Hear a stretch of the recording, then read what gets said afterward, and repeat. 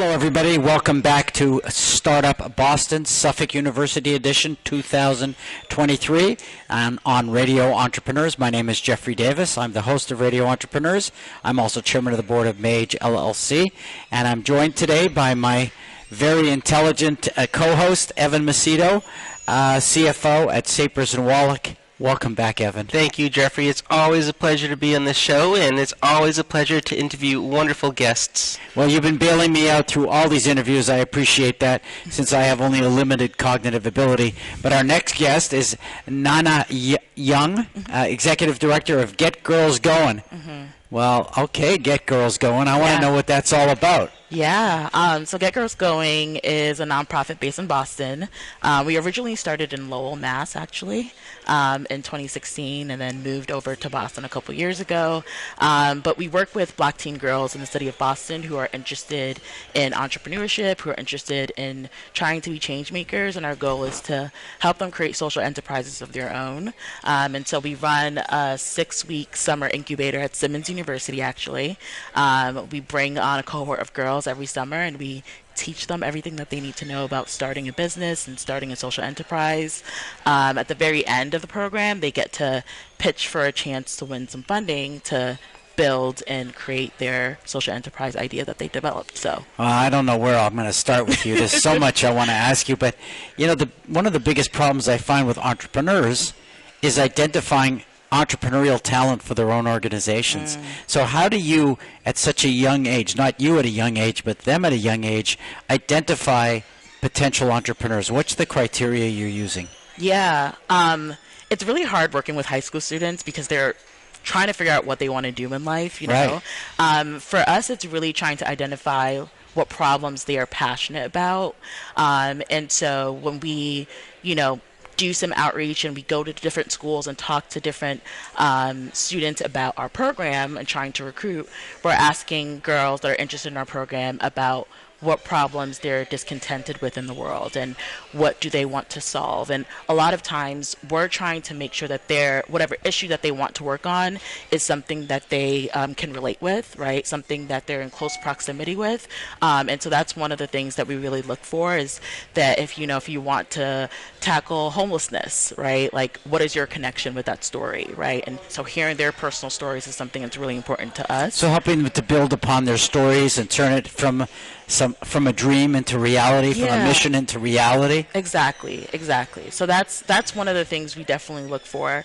And then we also recognize that in the entrepreneurial journey, there's so many skills that you learn, along the way. Like risk taking. Yeah. Challenging authority. Yeah. Problem solving, decision making. So all of those things are things that we look for as well when we're doing interviews with them, when we're talking with their parents and their guidance counselors about how they live their lives and their mindset. So those are, I think, the really most important things to us. Well, you triggered me again. Okay. So assuming that a child has the seed to be an entrepreneur, to be a risk taker, to be a challenger of authority, some qualities we expect in entrepreneurs, that doesn't mean the parents understand those skills. Do you have to deal with a lot of resistance with the parents? Yes and no. I think the resistance comes from sometimes, I guess, parents don't really understand all of the work that goes into starting a business. A lot of the girls don't either. They come into the program and they think that they're going to launch their business the next week and they're going to make no experience. And I'm like, what you see on Instagram and what you see on social media about people being successful in their businesses didn't happen overnight, right? It takes a lot of thinking and planning. And so when they're going through the course of the program, a lot of times they're like, why are we doing this? Why am I doing customer discovery interviews? I know what I want to create, right? And this is a waste of time. And so trying to kind of help them think about, get into the mindset of this is important, right? And in order for you to be successful. And so parents also have that mindset around well, my daughter feels like she's doing a lot of schoolwork, or she's doing a lot of work at the computer or talking to people, and I'm like, that's part of the work.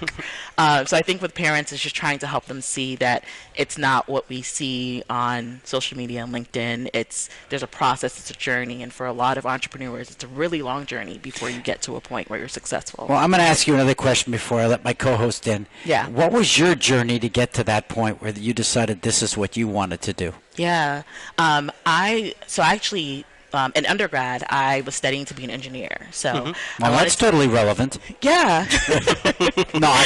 not really. I was studying to be a plastics engineer. I thought that I wanted to create prosthetics and medical devices. It was something I was super passionate about. And in order to kind of like think about how to start a business doing that, I wanted to do a minor in business. And so the very first class I took when I was declared my minor in business was an entrepreneurship class. It was like an entrepreneurship 101 class.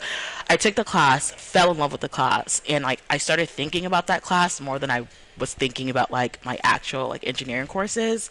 And so I kind of started thinking about something that I would want to create in the world. During that time, I was doing a co-op at a medical device company, and I realized that like every single morning when I walked in, I was the only woman in the room. I was the only black woman in the room, and so that was like a really hard thing for me to just know that like I had It's nobody. not that- a great. Yeah.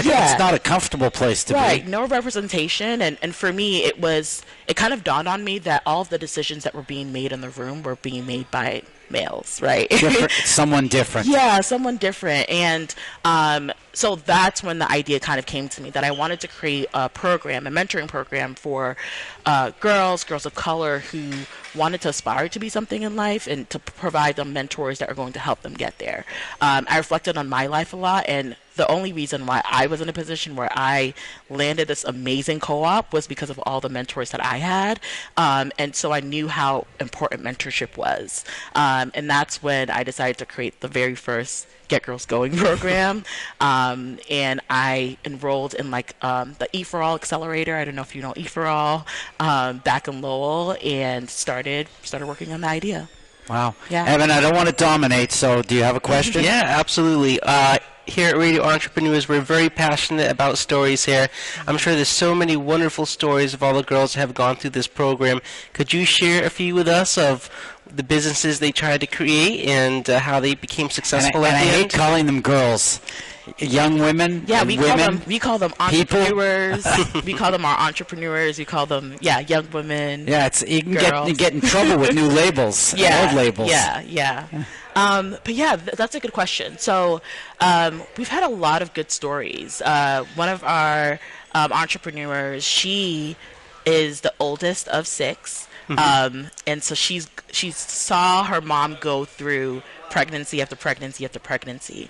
One issue that she was really passionate about was the fact that women who go through pregnancies after the fact will sometimes go through postpartum. And so that was something that she was passionate about. She saw her mom kind of go through that and wanted to tackle that issue. And so what she created was a program or a subscription box program where family members, loved ones could purchase subscription boxes for the pregnant woman in their lives. And in every box, every month, there would be a bunch of different things that would make the mother along their journey feel safe and loved by other people. And so things like affirmation cards, things like, herbal tea, a really nice mug, things that were just connected to the phase that they were in their pregnancy journey. Supportive, right. And so that was something that she created, and she's still working on it, which is great. And it's evolved a bit, but she's going at it well. Another idea was we have a young lady who was working on affirmation cards for kids between the ages of I think 12 and 18, really to kind of help them with their confidence in themselves, things like that. We had one of our recent young ladies who's working on a jewelry line to make bracelets and necklaces and rings and things like that, actually out of shells that you would get from the beach. So she goes and she picks them out and she creates them by hand and is able to sell them, and takes a part of the profit that she makes and donates it to an organization that works with oceans and does cleanups and things like that. So different ideas. Some are product based. We had a bunch of girls work on nonprofits, so things around art therapy and working with young people who have been sexually assaulted or abused, right? Creating a space where they can feel safe and work with other people who have gone through the same things, and create things with their hands as they're going through therapy. So can you also place some of these younger entrepreneurs in positions, let's say, at internships in companies to get more experience as well? Yeah, I think that's a great thing that my team and I have been talking about a lot. In the summertime, what we do is we do a shadow day. So all of the girls in our program have an opportunity for one day to go and shadow an entrepreneur kind of in their field. So they kind of get to see what it's like to be, an entrepreneur day in and day out. And that's always a really great experience for them because they always come back saying like, oh, I didn't know this is what it would be like every day, or, some days are tough for them, or this is what I learned today. Every day is tough for them. So, that's great. Yeah. It's funny, time flies. It comes to him. We've been speaking with Nana Young, Executive Director, Get Girls Going, and this is Suffolk University, and this is our special edition at Suffolk University for 2023. It's a startup Boston week. Sorry about that. Just got a little bit tied up in my own title of my show. This is Radio Entrepreneurs. If someone's looking for you, how would they find you? Yeah, on our website, so getgirlsgoing.org is our website. We're trying to be a little bit more active on social media. It's a new thing for us, but Instagram, LinkedIn, Facebook, Twitter, all of those accounts at getgirlsgoing.org. And you can come back to Radio Entrepreneurs again and bring some of the young entrepreneurs with you. That would be great. Evan Macedo, how do people find you? Very easy. I belong to Sapers and Wallack, so you just go to our website. You can click on our team page. You'll see me and our illustrious team there. Right. And again, I want to thank Suffolk University Startup Boston 2023 for inviting radio entrepreneurs to participate in this program. Very exciting. We had a lot of good entrepreneurs, great entrepreneurs that we interviewed, and we look forward to your participation and liking these segments on our social marketing sites. Thank you very much from Radio Entrepreneurs.